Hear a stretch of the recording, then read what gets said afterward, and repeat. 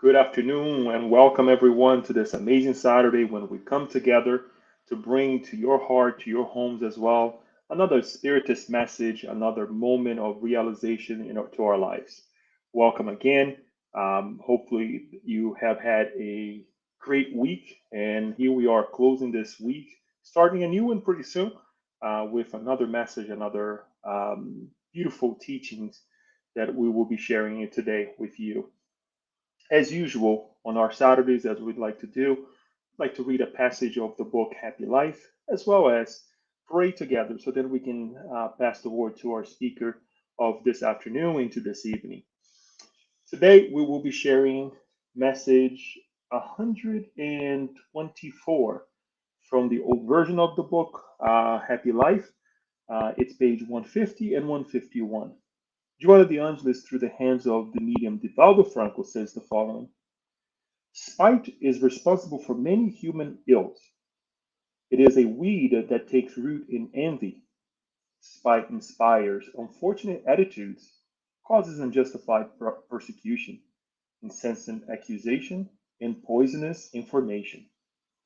The resentful person can never forgive his neighbor's success. He always discovers the bad side of any question, the needle in the haystack. He suffers unnecessary and becomes bitter in his constant struggle against the dragons he sees in others, when the problem is his alone. Learn to share your neighbor's success, and you will overcome resentment. This way, we would like to invite each one of you to pray with us. And also, we always remind everyone that this is a moment that we're praying together in your homes, in your heart. So let us join our forces, our minds, and our hearts during this moment. Dear Mother, Father God, we ask that you guide us all during this moment, that we come together in our Saturdays through the SSP channel to bring a message to you, to all of us. May the teachings that will be shared with us be in our hearts, not only in the now, but in the future when we come across difficult moments, happy moments. And let us also always remind us to share this with those that are in need, to share with those who are not here with us today, those whom we wish that will be next to us, praying and learning, being reminded of this amazing science that you have brought to us. Bless our speaker of this evening, Kirsten, who will bring us another chapter of an amazing book by Joanna de Angelis. Bless all of us who will receive this message and who will be in control to share, multiply it, and bring happiness to other hearts. This way, with your guidance and permission, we start this work this evening. And so be it. So there it is, dear friend. Here we have again another chapter of the book Times of Health and Conscientiousness by Joanna de Angelis. And today, Kirsten will be sharing with us another chapter entitled The Liberating Truth, that is so important to all of us to give a continuation. And we give you thanks, Kirsten, to continue bringing these messages to us, to bring us closer to Joanna de Angelis, who certainly does bring us closer to our Master Jesus as well. Not taking much of your time, we pass the word to you, and thank you.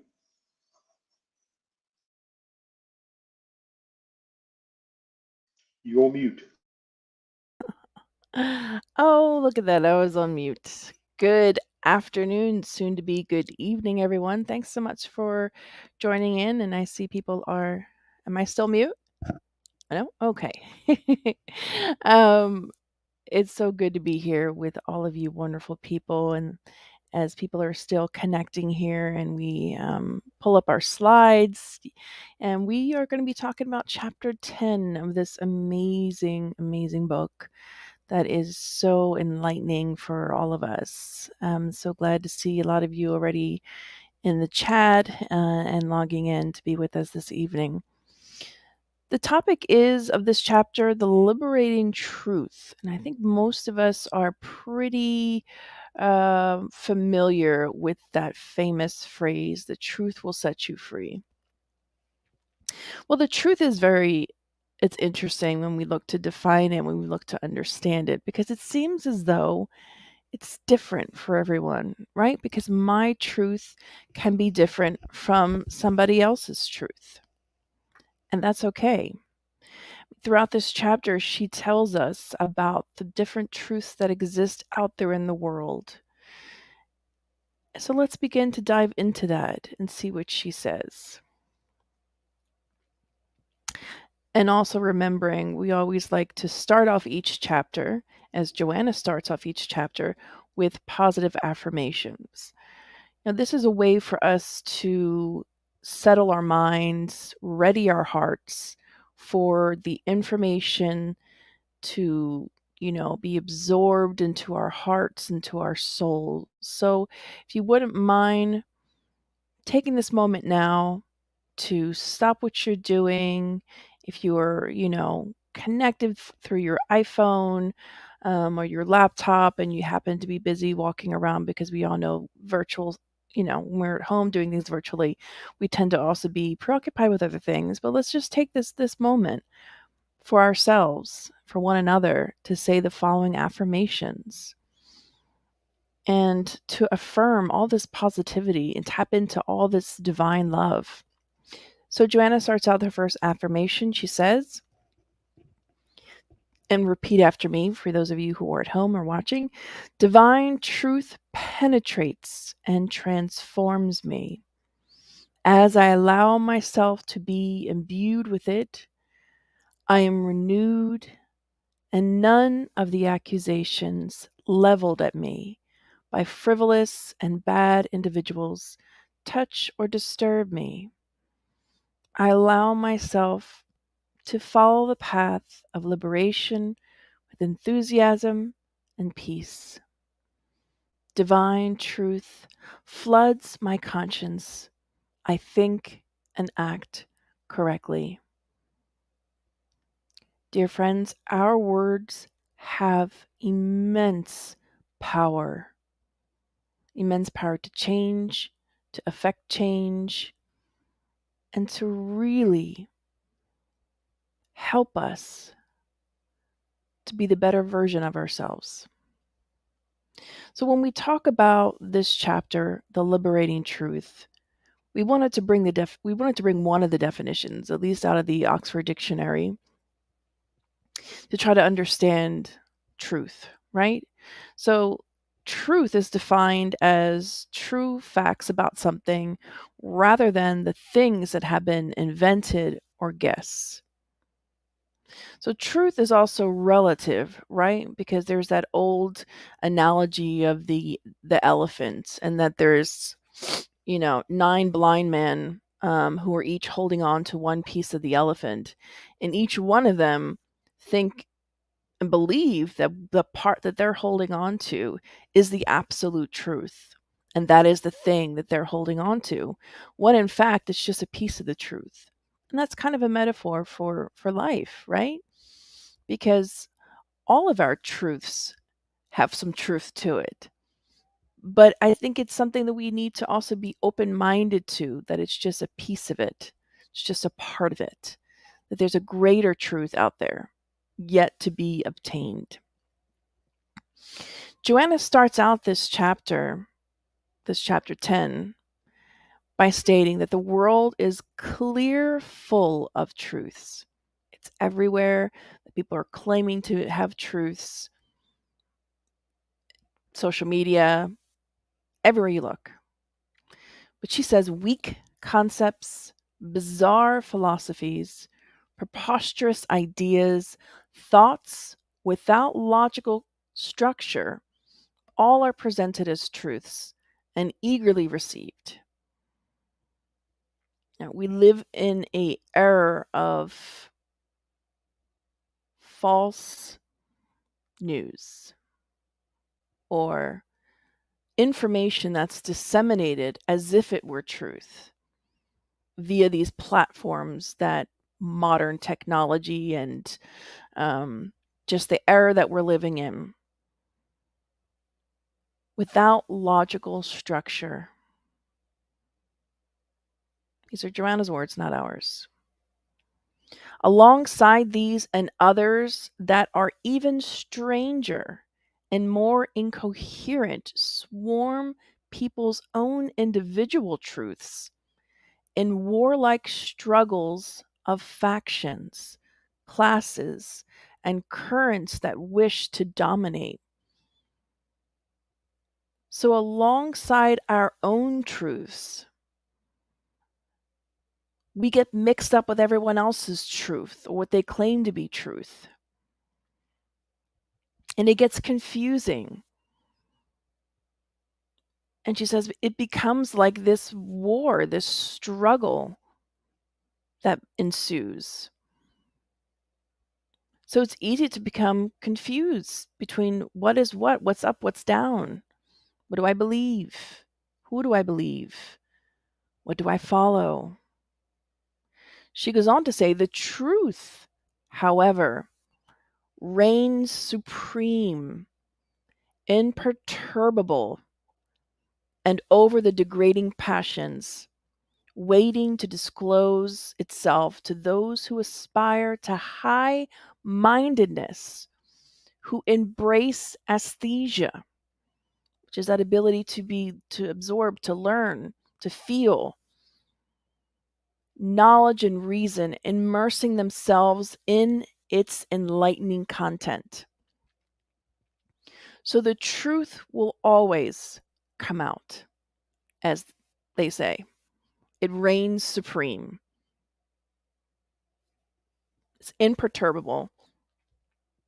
The truth will always remain the truth and cannot be disturbed, and is always there in the ether, waiting to be absorbed, to be felt, to be experienced by us. Which means it's a choice that we make to seek it out, to find our truth, truths of the universe. And when we stop and think about the codification, the 5 main books of Spiritism were brought to the gospel, which is full of many universal truths. And we wanted to bring this particular text. We apologize.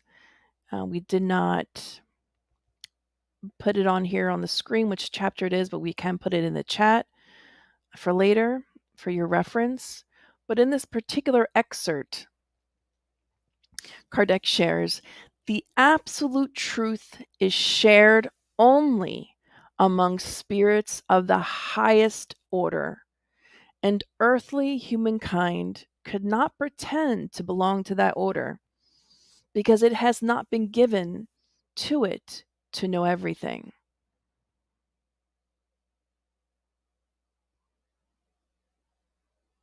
We stop and pause for us to ponder these thoughts for a moment and what they mean to us.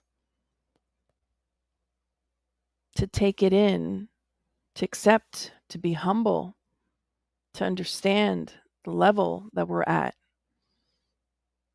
that we don't hold the absolute truth, that we don't know everything. Although the way in which our mind or brain works, that's what it feels like. That's what we often believe, that I hold the truth.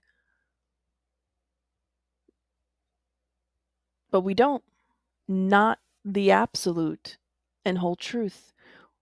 We are just holding the ear of the elephant, or perhaps the tail, or perhaps the trunk. It's a piece of a truth. Humans can aspire, the gospel says, can aspire only to relative truth proportional to their advancement. So we can only reach a certain relative truth depending upon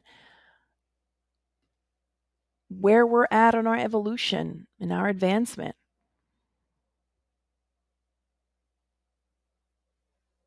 Obviously, if we're comparing someone that's been able to go to high school versus someone who is illiterate and never even attended grade school, their advancement in truth may differ, and may differ in ways that you might not imagine.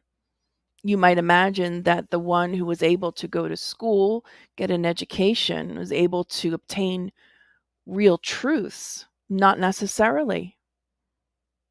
Not necessarily. Because we are immortal spirits. We bring with us from many lifetimes wisdom, knowledge, information, that it's possible to have more truth, at least looking at from a worldly perspective. In this example that I just gave of someone that has an education and one that doesn't, it's wholly possible for someone that is, from the world's view, less educated to hold more truth than one who is, or vice versa. Or it could be both. That's the truth. Or at least that's part of the truth, right? It's a part of relative truth. Okay, the gospel goes on. Thank you. It's chapter 15, item 9. Thanks so much for referencing that. And as Kardec goes on, he says, if God had made possessing the whole truth as an express condition for future happiness, this would be a sentence of general proscription. Without charity, even in its broadest definition, may be practiced by all. And in this particular chapter, this is the chapter that talks about without charity, there's no salvation. So this is a reminder for us of two things. Truth is relative. Charity can be practiced by all. So it doesn't matter what you believe in, what truths reign true for you. That it's not about what your truth is, but it boils down to what kind of person, human being, we choose to be. And there was a book that we read probably 20 years ago by Dr. Phil. If you all are familiar with, he became famous quite a number of years ago because of Oprah. But he wrote this book 20 some odd years ago. And in the book, he had said something to the effect of, do you want to be right or do you want to be happy?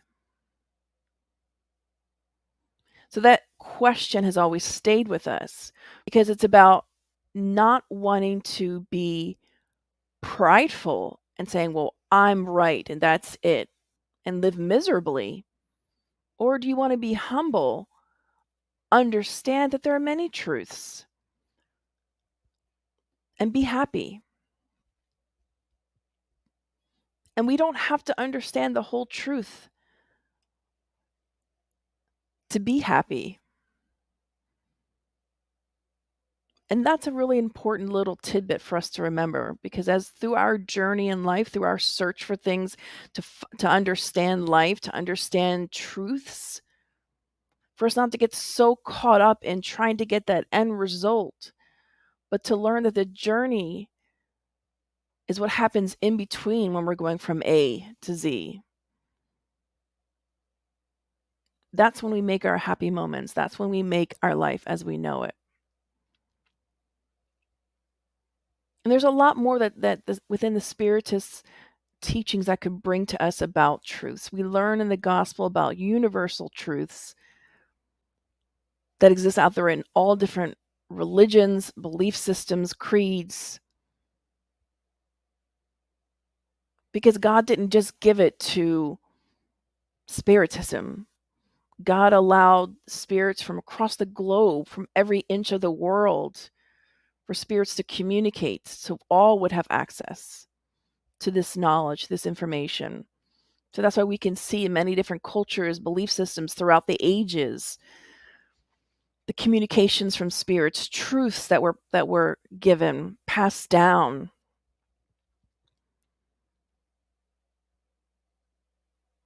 Something for us to contemplate, something for us to think about, reflect about.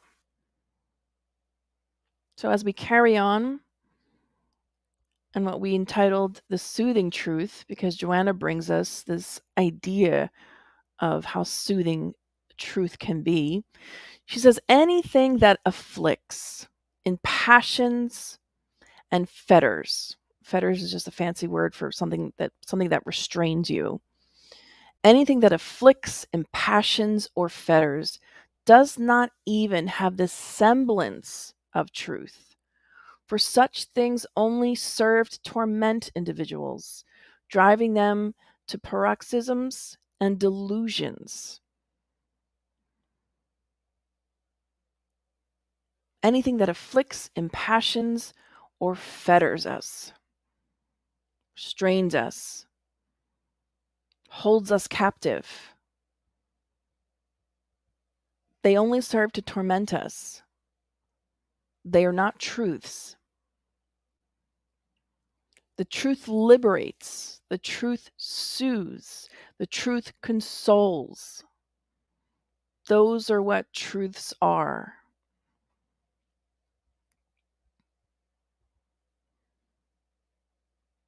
The union of individuals, she says, with its contents unfolds in an atmosphere of surrender and peace. It progresses slowly, surely, and thoughtfully, producing the inner transformation of those who set out to acquire it.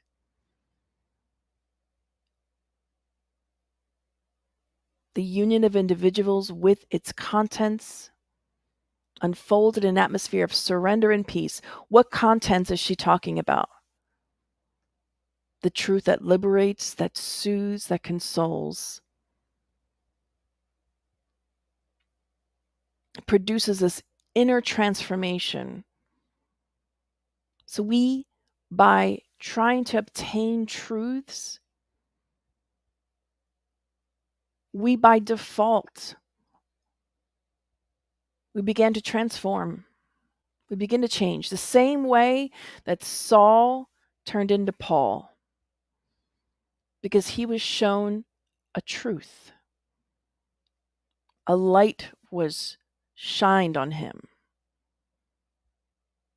and it transformed him. So when we're thinking about all the enriching things that we've read, we've learned, whether through Spiritism or other belief systems, whether you've if you've picked up any type of spiritually enriching book, the question is, have you allowed it to change you? Because there has to be that part of us that sets down our armor, our pride, our fears, and allows that change to happen. We have to be cognizant that there are parts of us that don't want to change because they're fearful, and that there are parts of us that do want to change. And Joanna often talks about this inner struggle between the old you and the you want to become. These are parts of us that exist, this duality that exists inside all of us. Some might even refer to it as subpersonalities in the world of psychology, the different parts of us. But it's in acknowledging that those parts exist that we can begin to let down our armor and allow love, light, truth to come into our lives. And we really love this quote, and we are a huge admirer of the late, great Dr. Maya Angelou. And she said this quote, "This is what I'm learning at 82 years old. The main thing is to be in love with the search for truth." To want to know it, to obtain it, to be open to it, to be curious to it, and to be reminded that Truth liberates, soothes, and consoles. Truth shouldn't afflict, impassion, or fetter.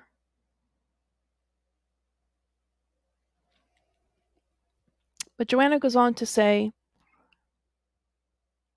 a lot of ideas she shares that most of us are aware of. We are what we believe. And we've talked about this before. Our mind is extremely powerful, more powerful than what we even can comprehend on a scientific level. But our mind is powerful. We are powerful. Jesus said we are co-creators. We have yet to really embrace that in its full capacity. I mean, we do every day. We co-create every day, whether we recognize that or not. We are constantly co-creating.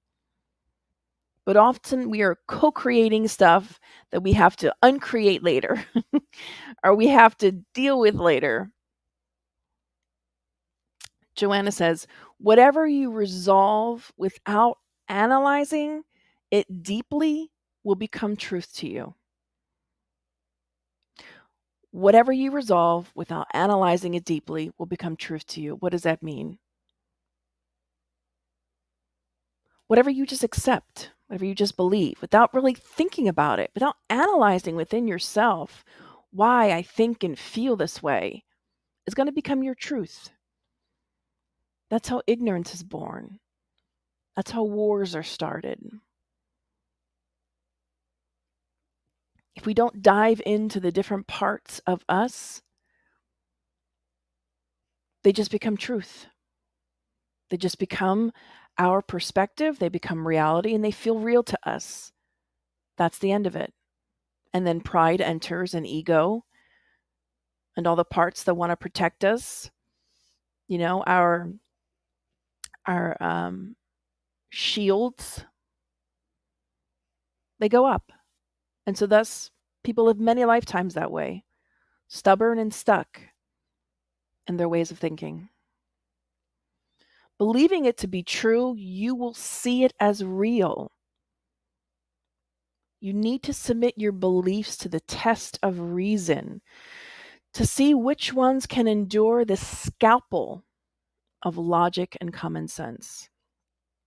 And for those of you who are not familiar with the medical tool, scalpel is what a surgeon uses. And a really good scalpel, is the precision to cut into the human skin is just like perfect. It's clean. It's a clean cut when you have to use a scalpel to just slice through the different layers. So this is important when Joanna uses the word scalpel for us to think about the precision of logic and common sense. And when a surgeon goes to do his work, he's very mindful and careful at the same time what he does. It's the same way we should be with our own selves. We are opening up ourselves. We need to submit these beliefs that we have, these truths, to this scalpel of logic and common sense. Analyzing our own beliefs and understandings. Therefore, any criticisms and reproaches leveled at you ought not disrupt and throw you off balance. I'll give you an example of what that means. Quite a number of years ago, we were visiting our father-in-law, and he was retelling this story. And in any event, so the story goes that him and his kids were walking down the street, and this disturbed human being started yelling at him, calling him names, son of a gun. And kept repeating this, except he didn't say son of a gun. You can imagine, insert expletive here. So, but my father-in-law at that time, 20, 30 years ago, didn't turn around, didn't have any reaction whatsoever.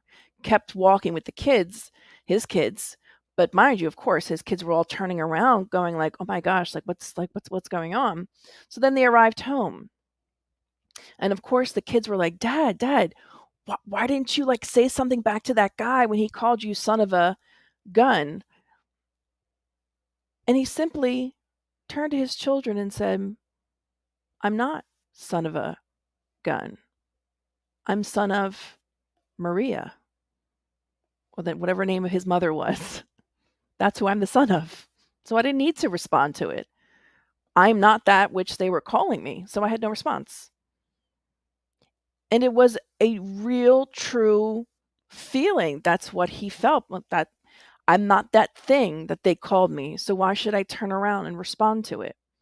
So this is the idea that if we truly are not that thing we are being accused of, it ought not to disrupt us or disturb us. If someone is calling you, some bad thing, if you know that's not your truth, it shouldn't affect us.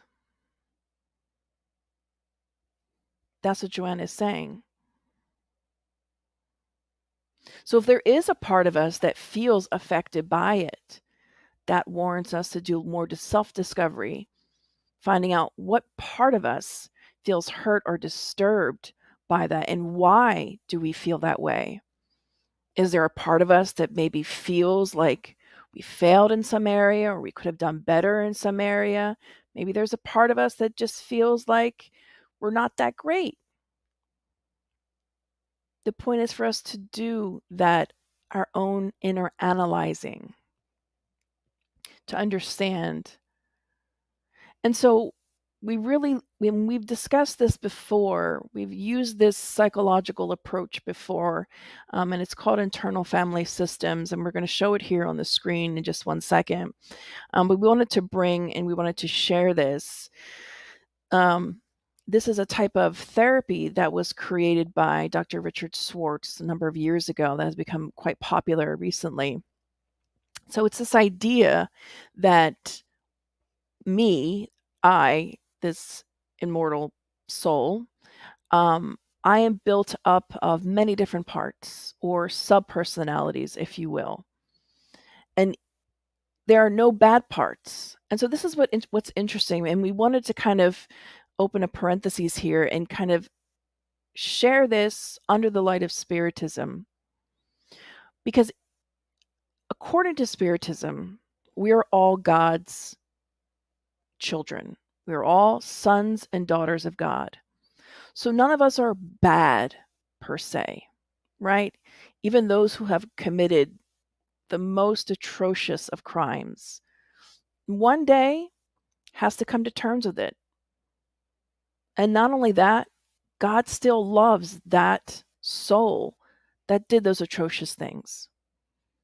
So with that being said, in this particular book written by this psychologist, No Bad Parts, it's a similar idea that within us, even if there's a part of us that overeats, or there's a part of us that, spends too much money, or there's a part of us that spends way too much time playing video games, or there's a part of us that spends way too much time watching soccer, or any other part that just comes out, that the rest of the world and perhaps those family members around you will tell you, no, that's, that they don't like that about you. But in reality, according to IFS, or internal family systems, that part of you it serves its purpose to protect you, and often it's there to protect us from feeling pain. So it's sort of like a distraction. It helps us to be distracted by something else so we can avoid our inner pain, which is often caused by much more deeper pain. So we're sharing all of this to say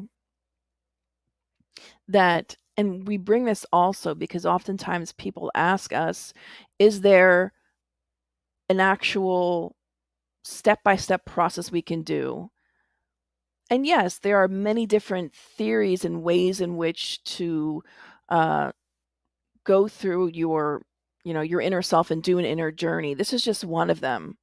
This is just one that exists out there in the free world that anyone can obtain, and it's the most user friendly as opposed to other modalities that exist. It's super user friendly. You don't have to have any type of degree, and it's very on par with the idea, with the understanding from a spiritist perspective. Me as a spiritist looking at this literature, that we have no bad parts. That even if a part of us is acting a certain way, and we could be influenced by a spirit, good or bad, let's just pretend that it's not so great. We won't call it bad. A not so great spirit that because we've leveled with because of our own choices or whatnot, is now influencing us and is a part of us in a sense. Well, that's even beneficial for us to look at ourselves, that bad part, quote unquote, which is not a bad part, that part that's disturbing us, and give it humility and compassion. Because in that same way, we're extending that compassion to that spirit, whether we realize it or not. So this is one of the most beneficial things about this didactic approach to inner healing and healing your inner child. Because it talks about analyzing and finding love and self-compassion inside of ourselves. And understanding that truth is relative and we all have many different types of truths. But Joanna goes on in the chapter and she talks about when we're choosing truth. And she says, okay, we make the choice, we want truth. Okay, she says, first, draw up your action plan and make up your mind to carry it out. Shielding yourself with the ideal you have espoused. Press on. Do not argue over your plans and aspirations with the world's owners of the truth, especially those who are particularly close to you, because those individuals are unwilling to understand you, let alone help you. And this is a biggie, because whenever we start a process of trying to be better, it seems like there are other people that claim to be the owners of the world's truths, and they want to bring you down, or they attempt to. And we don't believe that Joanna is mixing her words. She uses her words very carefully. She says, especially those who are particularly close to you. There's a reason for that. Because the people that are around us, that are closest to us, are often the people we've spent many lifetimes with, and we still have yet to fully remediate, remedy, redress the issues of the past that are still persisting into this life. But she says, persist on. Believe in the good that you're trying to do. She says most of them are passionate combatants, those who are world owners of the truth. Most of them are passionate combatants for their own transitory truths, which they do not give up because they are belligerent. Consequently, they become severe criticizers, aggressive sentinels, and forceful fighters against others. Pay them no mind. If you disregard their senseless opinions against you, their slanderous references and acidic comments, none of it can touch you. It's like that old story of the king who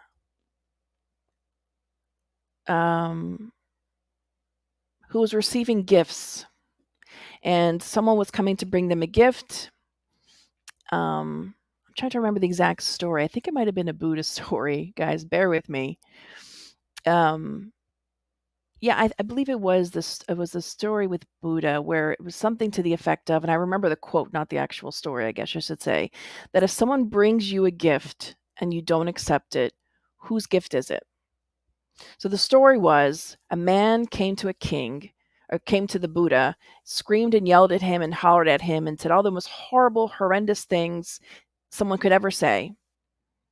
And he just stood quietly, didn't react, had no nothing. And then the man who was yelling at him didn't know what to do, walked away. So his followers were saying, like, what, why didn't you like respond? And that's when he turned to his disciples and said, when someone brings you a gift and you do not accept it, whose gift is it? So this in essence is what she's saying here. If people are coming to you blaring their own truth, pay them no mind. When they're trying to be, and we're talking about this in a negative sense. We're not talking about, if you're down and making bad choices and someone's coming to you trying to help you. That's not what she's referencing here. We're talking about when you are trying your best to do the best that you can, and that there are people coming to you with their own truths. Pay them no mind. If we disregard them, their negativity will not affect us. Will not affect us. Choosing truth. She goes on to say, but if you heed them, they will become truths that trouble you and disrupt your progress. Although you have a destiny to reach. In other words, if you buy into, if you accept that quote unquote gift from that person, you will become disturbed by it. It's going to disrupt your progress that you're trying to do. Another reason for us to take a moment, step back and analyze situation, analyze ourselves and the part of us that has now become disturbed, and see how we can help that part to be healed. The truth gives balance. It stimulates order and respect for the ideas of others. The truth gives balance. The truth doesn't wound. The truth isn't meant to be used as a weapon. It stimulates order and respect for the ideas of others. So what she's saying here is that we can all share our different truths. But truth, real truth, means respecting everyone's different ideas and belief systems and what they hold to be true. Because again, truth is relative for each of us. Joanna reminds us to fulfill our own commitments. Fulfill your commitments, unconcerned with what others think about you, your actions, or your life.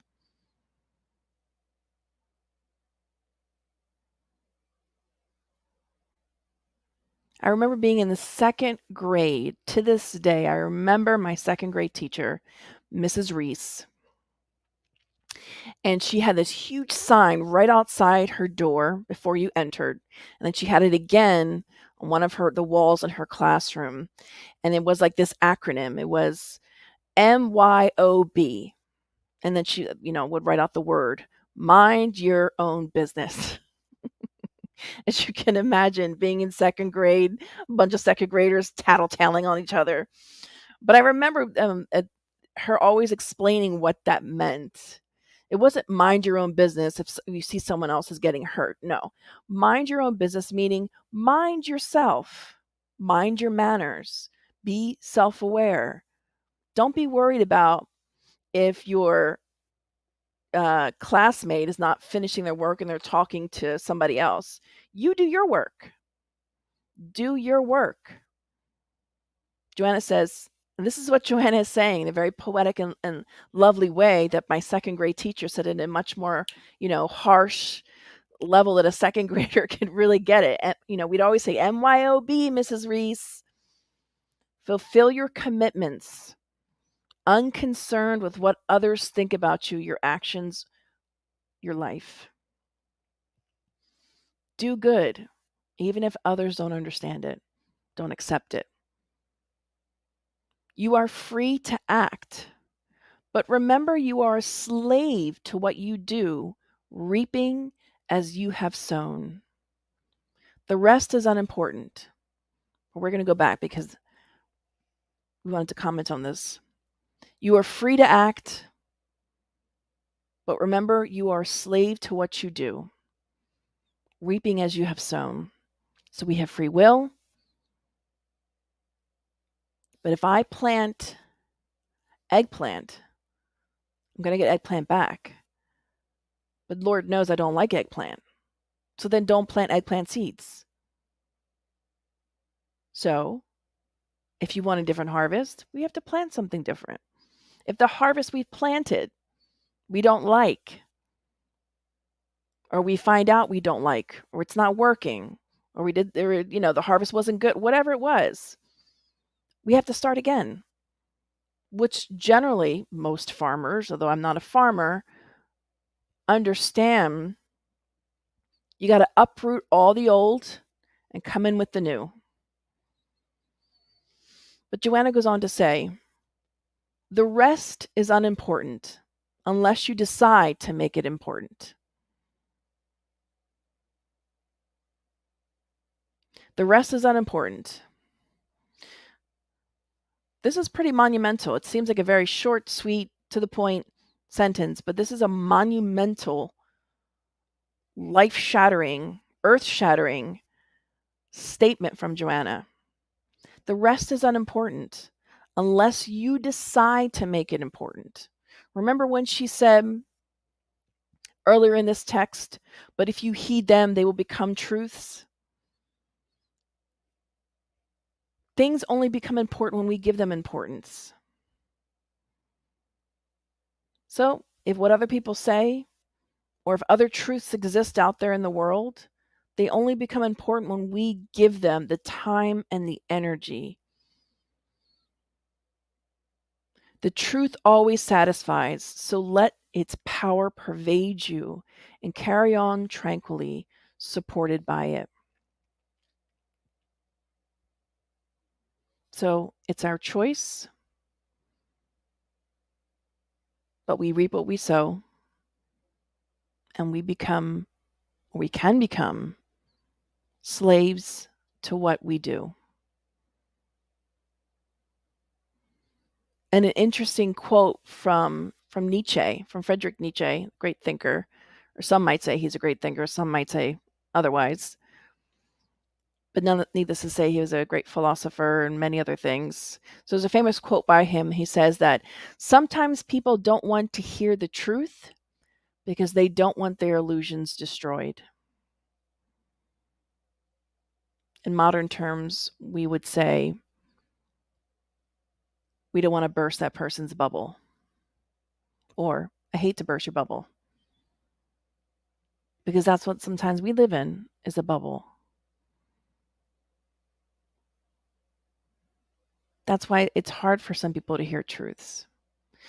But this is interesting because Joanna says in the book Happy Life, in that small book of messages, that we shouldn't utilize truth as a weapon. We shouldn't yield it as a weapon. It should be something that we utilize in the same way we would a medication. A high dosage of a medication can kill, but the right dose can cure.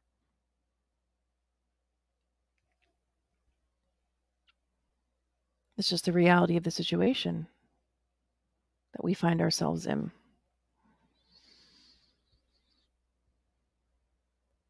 Last but not least, we wanted to end this session today with this understanding of what truth is on a grand scale of life, looking at it from the great universe down to our individual selves. And there's this very historical poem, if you're into the world of poetry and literature, that Dr. Maya Angelou gave for the United Nations back in the 1990s. And there's an interesting story behind it, and I'll share it briefly with you as we come to a close, that when Maya Angelou, before she became the great famous author and all that she was, when Maya Angelou was 16 years old, she became pregnant. And she tells the story, and she says that she remembered being 16 years old, and it was right around the time the United Nations was being formed. And she saw that there was an opening for a job, and that the job paid $150 a week for a linguist, for a translator or interpreter. And she said, at the age of 16, I thought to myself, I could do that. I could go to school and become that, and I could work at the United Nations. But she said, unfortunately, and she told this story late in her 80s, before she died. Well, probably even before that, she told this story probably a couple times. But she told the story in her 80s, let's just say. And she said, back then, 16, pregnant, Black, in that era, there was no chance, she said, I knew that I would ever get that job or ever make it to the UN. So fast forward like 45 years, and she was asked by President Clinton to give uh, a to write a poem for his inauguration.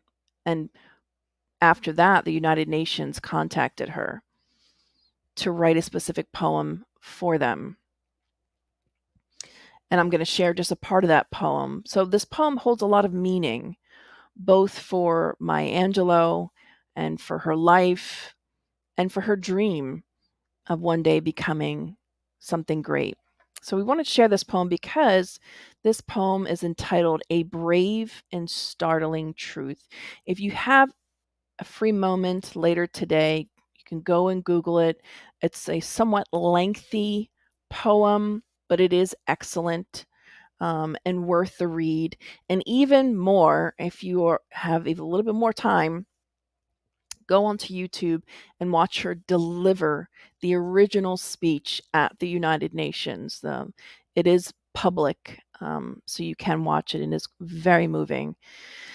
So we're going to read just this small excerpt from this poem about truth.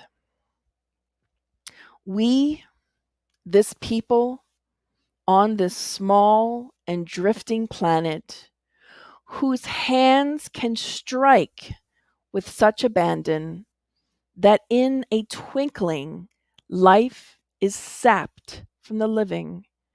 Yet those same hands can touch with such healing, irresistible tenderness, that the haughty neck is happy to bow, and the proud back is glad to bend. Out of such chaos, of such contradiction, we learn that we are neither devils nor divines. When we come to it, we, this people, on this wayward, floating body, created on this earth, of this earth, a climate where every man and woman and every man and every woman can live freely without sanctimonious piety, without crippling fear. When we come to it, we must confess that we are the possible, We are the miraculous, the true wonder of this world. That is when, and only when, we come to it. And what we come to is truth. And if you can take the time to read over this poem to see and understand line by line what she's trying to say, that the truth is the same hand that can strike can also uplift. That's the truth. That we are neither devils nor divine, but we are people who have the opportunity to help, to do good, and that the world, much like St. Francis of Assisi viewed the world, is wondrous, is magical. And what we believe in becomes our truth. So imagine the likes of Maya Angelou and St. Francis of Assisi, the kind of inner world they lived because of the truths that they held and tried to share so kindly with the world. And this is just another quote from Maya Angelou that we wanted to share about truth.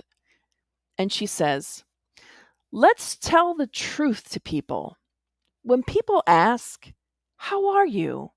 have the nerve sometimes to answer truthfully. You must know, however, that people will start avoiding you because they too have knees that pain them, heads that hurt, and they don't want to know about yours. But think of it this way: if people avoid you, you will have more time to meditate and do fine research on a cure for whatever truly afflicts you." So let's live honestly, truthfully, authentically, and let's question our own truths, analyze it with a scalpel, and see if we too can do better or to change the way in which we view things. So, dear friends, with just a few minutes to spare, we thank you so much for being a part of our presentation this evening, for listening to the words of Joanna de Angelis and other great minds and thinkers of this world. We'll go now to our Q&A. Kirsten, before we go to the Q&A, Yes. thank you again to lead us into the discussion. Yes, many of us, we have heard of the idea that the truth will set us free, but not in such a way that is what showing us what truth really is and what truth is not. Correct? I think that is one of the things that stands out here with this explanation of Joanna de Angelis telling us all about the truth. It's not the truth that that we think that really holds us hostage, right? That inflicts pain and all that she brought to us. So thank you for bringing this chapter, sharing this chapter with us, as we also give the our public as well the time to say hello and to share the their gratitude as well for the work and for being here with us. A huge hi to Yasko, who's still calling us. Yasko! Yes. And Rosado saying, Hey, "Thank you, Rosa! Yasko. Good to see you here." Right. So it's nice to keep the connection there, even though when we move a little bit further than what we were before. So, hello, Yasko. Hello, everyone. And hello to this moment. Yes, we do have some questions, some comments here that I would like to start here with Paula when she said it's a more a comment than a question. It seems that the truth is not intellectual knowledge alone, but resonates with the heart and aligns the will to the good. Yep. Such a true Intellect, theory. yeah, intelligence can be acquired through our own hands and can even be speedy if we, put our minds to it. But knowledge, that's acquired over time with experience. It's something different. So yeah, I concur, Paula. And then we also have Yasko saying, "Hi, Kirsten. Isn't the relativeness of truth not only due to our lack of the whole knowledge, but also because we twist it due to our second agenda? In our current stage of evolution, second agenda being our need to feed our vanity, pride, to surpass our contender, our stubbornness." Oh, of course. Yes. I love this question. Thank you for pointing this out, Yasko, or bringing this question to light, because I think this speaks to what we were discussing earlier in our talk. Two things. One, when Joanna references, you know, uh, digging into ourselves with a scalpel, with that level of precision. Um, but also when we discussed about the internal family systems ideology or modality in which we're always looking at ourselves as if we were, different parts. Like I have a part because yeah, we could have two parts that feel different or similar about a thing, right? So for instance, we could say, yes, I want to go and help this neighbor, but I also there's a part of me that wants to help them because I know that they bring me really good brownies every year, or oh, I want to help this my ailing uncle because that's the right thing to do, but there's also a part of me that's doing it because I kind of want to be in his will. So there's often these many different parts of us that are conflicting. So that's why I think Joanna says for us to, and I can go back to that slide where she says about the scalpel, if I can find it. Yes, here it is. You need to submit your beliefs to the test of reason to see which ones can endure the scalpel of logic and common sense. So it's for us to do that work. Yasko, when you mentioned, the second agenda, obviously, if we can put Yasko's question back up there on the screen real quick. Um, I see it. Okay. Whoops. Yeah. So relativeness of truth, not only due to our lack of whole knowledge, but also because we twist it because of our second agenda. Yes, absolutely. There are many things that could be affecting or influencing our truths or our relativity of truth. Absolutely. That can be anything. It could be any factor. It could be spiritual. It could be those around us. It could be our own internal belief systems, the things that we've always held to be true, which aren't necessarily truths. So that's something as well. And just to kind of drive home further and to sort of illustrate this point, Yasko, I heard of this case. I won't go deeply into it because it's rather disturbing, but it was a true case of child trafficking. And this girl, she grew up and was able to escape.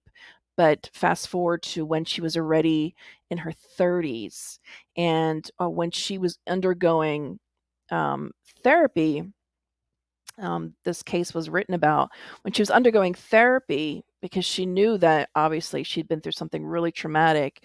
There were still these huge parts of her that wanted to go back to her perpetrator, if you can believe that. And that is because she was fed this truth. So that's why we must question our truths.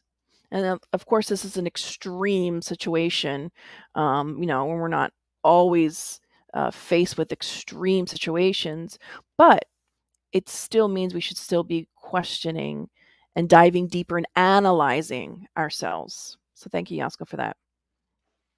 Very well, Kirsten. Very well explained. And I think your explanation also connects with the following questions that Paula proposed. How to counter a false belief when the reason is distorted by the false belief? Another who questions us, universal truths to check it against. Oh yeah, I think yeah, Leo, I think you're right. I think what the example I was giving kind of speaks to this too. I mean, because those types of things happen. So that's when it's good to have a third party involved, whether it's an accountability partner, whether it's a therapist, whether it's someone at your church, your synagogue, your Spiritist center that you can sit down and do fraternal assistance with, someone else that you can and have different eyes looking at the situation to help you see more clearly. And this is when prayer, believe it or not, we say this a lot, and it's probably the most underused tool. And it seems so simple. I think that's why it's so underused. But prayer also, daily prayer, and prayer and asking for guidance to have more clarity, and what we ask, we shall receive. So there's that too. Thank you, Paula, for your question. Thank you, Kirsten. And if I may make a comment slash question here, Kirsten, this goes back as well to what you have said earlier, where Joanna de Angelis talks about the idea of reasoning, right? And you brought some of the IFS work, where we're reminded quite a bit of these parts, and whenever we ask someone about the feelings, right? The first thing that comes to mind is to reason about what the situation, instead of explaining or flat out saying this is the feeling, right? Mm-hmm. So it's interesting how Joanna de Angelis brings this idea of reason to the whole analysis, of what is going on and what is truly the truth. So it's an amazing way to explain and to get down to what is really truth, right? And I think that this idea of prayer truly helps us connect with the feeling more than the reasoning behind everything, right? Mm-hmm. Because it's easy for me to say this is the truth, and to go down that path so blindly, and impose on others as well. It's very interesting. So thank you. Yeah, because I think that you brought up a really great point, Leo. And I think at the very beginning of our healing process, we have to be able to identify those different parts of us and how we feel. And then because and this not only speaks to the the IFS work that Dr. Schwartz created, but this also speaks to other great minds like Eric Erikson, in his developmental stages. And I'm getting a little bit into psychology here, but Eric Erikson said that if any stage in our development, from when we're a baby to when we're a child, an infant, to like a child, to a young adult, teenager, etc., if at any one point in our lives we experience a trauma, we remain stuck at that age emotionally, like a part of us does. And so IFS speaks to that as well. So there are parts of us that are still that traumatized little 9-year-old that believes that whatever negative belief that was told to us, like you're not worth it, you don't have value, or sometimes it's things that we as young children erroneously adopt as a truth and carry it with us for the rest of our lives, even into our adult years. So it takes us first being open, because our feelings guide us. And through the feelings, we're able to guide that part of us that has those feelings and bring it to the truth of the reality that you're not 9 years old anymore. You're 27 years old and you're safe and you're happy and life is good, or you're just not in that situation anymore. So I think it all ties in together what Joanna's talking about as well. So I just wanted to add in that comment to that. Not to add as well the spiritual component in terms Yes. of many lives, right, Kirsten? Oh That yeah. for the grace of God, we only connect with what the archives that we can truly open and analyze, right? Otherwise, we would be, with all due respect, a mess. So thank God for the forgiveness of the past. So I'm gonna remind you something that Joanna says. So Joanna says we consciously we consciously forget our past lives, but we still have emotional memory. So that's why, even if we don't, do any type of past life regression therapy, just tapping into the feelings and emotions that we have, we're able to somehow also be tapping into the past, because there are links, you know, the links go far, so that's just something to digest as well. and get to know ourselves, right? So going Yes. back to questions here, some great comments too. Daniel asks, what to say of misinformations and fake news that currently permeate our society? Ooh, that's a tough one, Daniel. What do we say to misinformations and fake news that currently permeate our society? And how to know what to know if it's fake or not? Well, I mean, you have to first of all take a step back, right? To use the logic of Joanna, and she says to, put these things to the test, as she says, to endure the scalpel of logic and common sense first and foremost. Um, and also understanding one thing that is true, that believing something to be true, we're going to see it as true. So there's two things first to understand, that if we choose to believe that thing, whether it's fake or not, that's going to be our truth. But we need to put those things into the test of, logic and knowledge. We live in a world where our teenagers are getting their information from TikTok as if it were, an encyclopedia. Because I remember, not to date myself, I remember having an encyclopedia in our house, and so when we wanted to reference something or we went to the encyclopedia and said, here's Encyclopedia Britannica, this is what it says. And now, I mean, we have our own kids coming up to us going, look, this is what happens, this is what this means, as if it were the whole truth, the absolute truth, and that's it. But a 15-second video does not represent by any means the whole truth of anything. So being able to understand that social media is a platform, the news is a medium, and all these things, require us to step back and reflect, and also be mindful of what we are allowing, um, what being more self-aware of what we are feeding ourselves, not just in a physical sense, but in a what we're feeding, with watching TV shows and the news and all that kind of stuff, because that can really get us all type of jumbled in our mind. Very well, Kirsten. Then we bring Chris here saying, great talk, Kirsten. Definitely applies to the world of the last few years. True, very true. And then he brings the questions, how do we know if we are mentally stuck at a young age, and how can we fix it? That's a very profound question, and that's a great question, to ask, Chris. And we should be asking ourselves that question. And I'm glad you put it out there. And I hope more of us ask ourselves, how do I know if I'm mentally stuck at a young age, and how do I fix it? First step is asking that question. First step is recognizing that there's a possibility, because there is.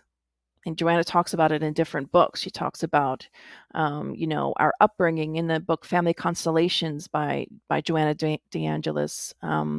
She talks about how our different family members affect us, how our upbringing affects us. Our own belief systems, our truths are affected by how we are raised. And so, if we never question those things, how will we ever know or come to find out?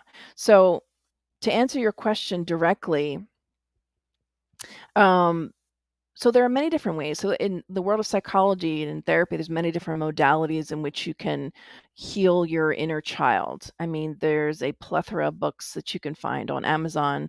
Of course, we have, and this is not as a spiritist, or this is not a spiritist literature per se, but we have found a lot of truth in internal family systems. And I think we've shared the book. It's entitled Self Therapy by Jay Early, another psychologist, a great mind in his own right in the field of psychology, wrote this book, and it's a workbook book, where it gives you knowledge, but also there's exercises to help you go through this discovery, to help heal your inner child. But there are many other authors out there if you really wanted to know how to go about and fixing that, or just really what you're asking is about self-discovery. How do I discover? How do I dive deep? And, there are so many different ways and modalities. And that's why Google becomes our best friend. You can Google, see what works for you. Obviously, we're always going to say pray, take care of your spiritual life as well, and always maintain that perspective of multiple lives and spirit influence, always as a factor in everything. But, that's our recommendation. Leo, I don't know if you had something additional to add to that. No, Kirsten, I think you're right on. I think anytime that we talk about any psychological help or anything that may disturb us or any help, we never put aside besides the Spiritist recommendations, right? Which is to pray, to go to receive the passes, to get any help within the Spiritist arena. We also recommend our followers, friends, family members also to seek professional guidance, right? They're there to help us, to guide us. Chris, I mean, if you want to reach out to us, I mean, we'll definitely reach out to you and talk to you about the options that you may have or that you can pursue. It's really up to you, to your choice, but it's a valid question and it's important for us to dive into it. We often dive into this idea that and I think there's a very interesting commercial now that is going on in very networks where it's reminding us that it's okay to ask for help. It's okay to say when we're in pain, right? When something is heavy within us. So I'm glad that you asked, and I'm glad that you brought this idea to Kirsten to get out there and Google it and find the answers for it. Be hungry. If we have all this amazing technology and information available to us, let's just dive into it and certainly find happiness and find the truth, as Joanna de Angelis is telling us, right? Um, Also, Yas was saying, also, Mr. and Mrs. Google is not judgmental. We can ask any questions. How valid? True, Yasko. Yes, That is true. true. But sitting down with a professional is definitely of the utmost help. We are here giving some tips, right, Kirsten? I mean, you brought some tips of what this treatment is and what it is, and most importantly, we're not here saying you have to do this. What we are saying is to make sure that you dive into the Spiritist literature, especially the one Joanna de Angelis. She has she does an amazing work in terms of the psychological help, the psychological Hmm. aspect of Spiritism, right? Yes. So it's Yeah. always good to put that out there as well. Kirsten, I would like to, I believe that was Daniel said, I would say how to, I'm sorry, I would say by how you felt back then and how you feel now when the situation comes to mind. And that was the answer to Chris's Chris, okay, question. great, Yeah. all right, perfect. All right, I was just Yeah. making sure that I'm not forgetting anything here. Yeah. I wanted to also kind of dive a little bit. I mean, I know we're almost there, but this idea that sometimes we also um, find, or battle with the tools that we have, as Paula asked, right? What to do, how to counterbalance, excuse me. Um, but I think we learn with Spiritism as well in terms of time, right? That the truth will stand through time, questions that will come. And and what I would like you to expand, if possible, it's the truth that our Master Jesus brought to us when he says, the truth, right? The way and the light. So I think that time will also tell, and sometimes based on what Joanna de Angelis, based on the reminder that you brought, Kirsten, that is in the Gospel according to Spiritism, that we know very little about the truth, and only time will Hmm. give us the capability to understand much. So I think that goes back to the humbleness that you said, correct? Yes. No, absolutely.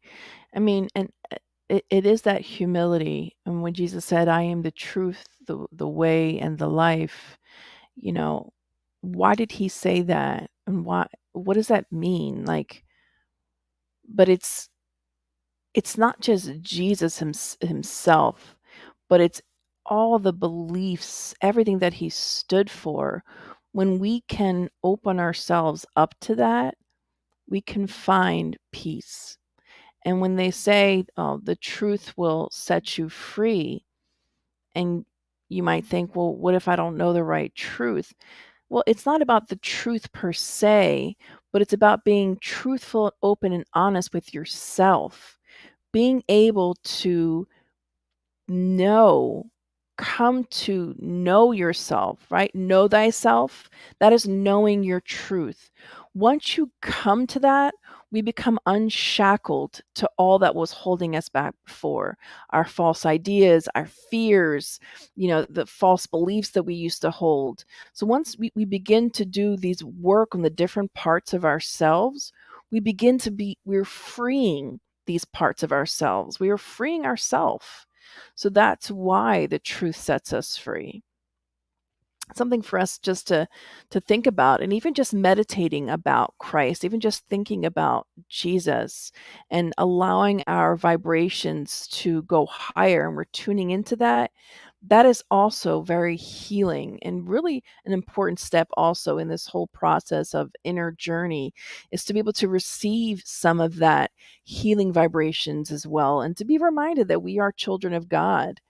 you know, we are all children of God, deserving of love, and leaning on Jesus is that reminder as well, that I am worthy. I am worthy. And Jesus loved everyone, regardless of what they did. Murderers, prostitutes, the people that did the most horriblest things, even tried to kill him, he still loved them. So something for us to really follow. Thank you, Kirsten, for these final comments that you brought us. I would like to thank all of those who followed this moment with us, share this moment. And as we have said at the beginning as well, during our prayer, the only thing that we can ask is for us to share this, for us to multiply this, not by directly going and saying, I have the truth, I understand everything about truth right now. No, that's not the way that we're asking us to do it, but to truly find within ourselves the truth and take it slowly. And as we find it slowly, others will find it slowly as well. But share these teachings in through your actions, through your kindness, through charity, as we were reminded earlier here today. So that's how we're going to learn. That's how we will live and prepare a better word for all of us. So, on that note, Kirsten, thank you again. And I would like to ask you, if you don't have any final comments, to say the final prayer for us so we can Sure. bid ourselves farewell. Yes, definitely. Thank you. All right, dear friends. Let us close our eyes and open up our hearts.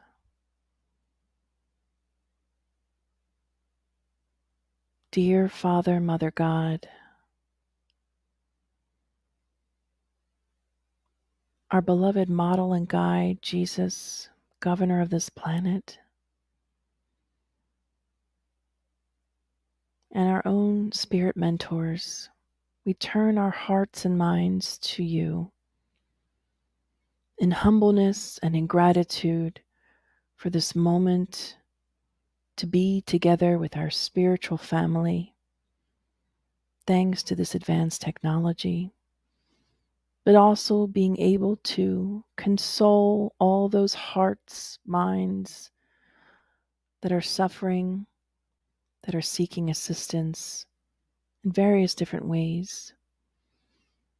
May these loving vibrations be able to reach all quarters of the earth and touch all those who are in need.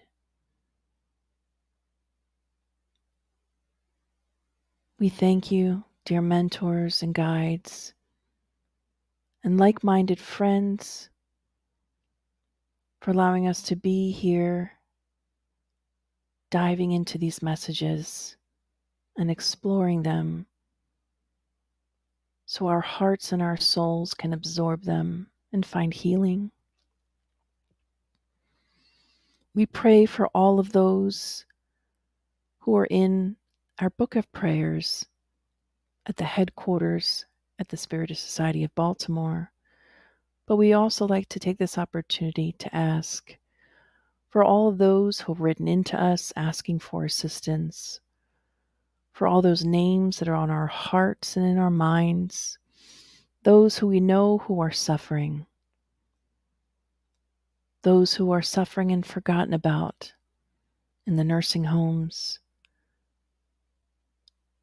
in the asylums, in the hospitals, and in orphanages. May our hearts always be softened by our Master Jesus, so we may share that love with others around us. We thank you, and so be it. Thank you.